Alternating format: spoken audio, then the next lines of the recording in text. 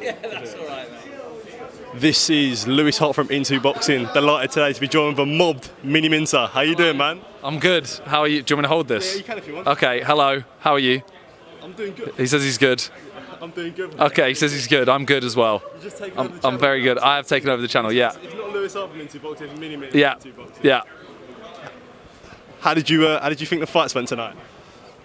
Thank you. I thought they were all sick. I thought the only one I was a little bit disappointed was the Ashford Wet Keeley one, because it's one thing throwing the towel in, but she literally she told everyone, like, tell the ref I don't want to do it. It's fair enough. I'm not getting in the ring in the first place, so I can't really judge.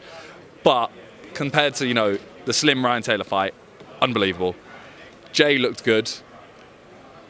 Fight was all right, but obviously it was pretty one way. JMX versus Ginty, amazing as well. Didn't expect that one. I thought JMX was going to just walk that, so fair enough.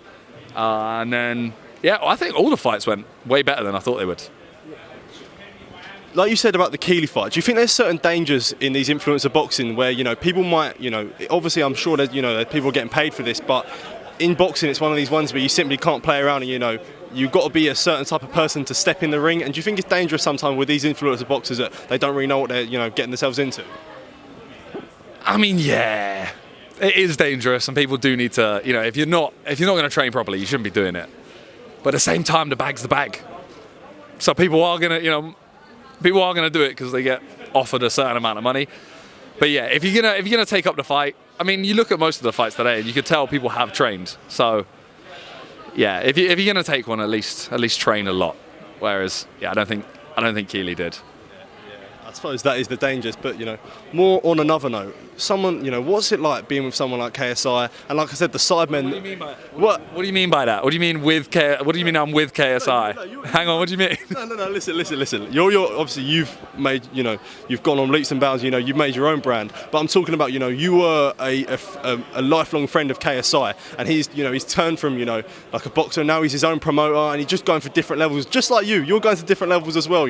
Being around them sorts of people, like I said, the way that Sidemen's grown. But like I said, we're seeing now today great events that are getting promoted by KSI and Callis Allen and at Misfits Boxing. What was the actual question? I just got my ego filled. I didn't actually hear the question. What I'm saying is like how incredible is it to see this progression and this growth? Oh, it's amazing. The reason I was questioning you is because you made it sound like I was dating KSI. No, it's amazing. It's weird. We've all become kind of numb to the fact that JJ does this stuff. He was the cover of Rolling Stone the other day, and we literally all just kind of went, oh, that's cool, another JJ thing. And then he puts on these events, and you almost kind of forget that it's his. Because, like, he walks anywhere and he gets swarmed like he does here. But you forget that this is actually, like, there's no KSI written anywhere, but it's KSI's event. So it's kind of, we've all become a bit numb to it, and yeah, it's bad. We know we shouldn't be numb to it. That's the thing. We all know that it's bad, and we should embrace every kind of achievement everyone does. But there's just, our endorphins are fucked. Like I said, last question from me. If there's one influencer fight that you could make, you're putting your promoter hat on, you're trying to make a fight, what fight are you making? Yes. Deji versus Joe Weller. That would be unbelievable. And I think it would sell itself. That's a main event. Yeah, Deji Joe Weller. It's a banger. Everyone would want to see it. Are you putting some words in KSI's ears to try and make that fight? No. Look. I mean, JJ won't have any sway over Joe Weller as it is. I stay out of it. If I sit there and tell people, they should box, they should be this fight, they should this fight, I should probably be getting involved myself, and I'm not willing to. So I'm not gonna try and make anything happen. But yeah, I think that'd be a sick fight. I know I did say last question, but you said on the topic of Joe Weller, what did you make of his antics at the last Misfits event? I'm just confused because I thought he was trying to sell a fight. And then he turned down every fight. So I don't know what he was trying to do. I think it was one of those, he saw an opportunity to kind of get a bit of the limelight and took it, fair enough. It's the industry we're in.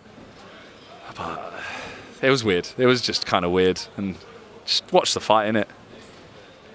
Simon, honestly, I've been a fan from you since I was young. I was saying it all to Simon, seeing the way you've grown. So the chance to interview you, it's been a pleasure, man. Thank you, and best of luck for the future. Wow. Sorry, I don't have anything interesting. That's right. This is a fantasy fight.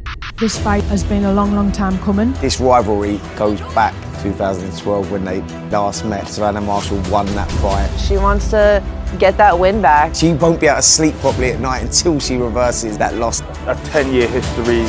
Since she wants to say she's going to knock me out, I am coming over to prepare to knock her out. Larissa has never faced a threat like Savannah Marshall. The fight will live up to the hype.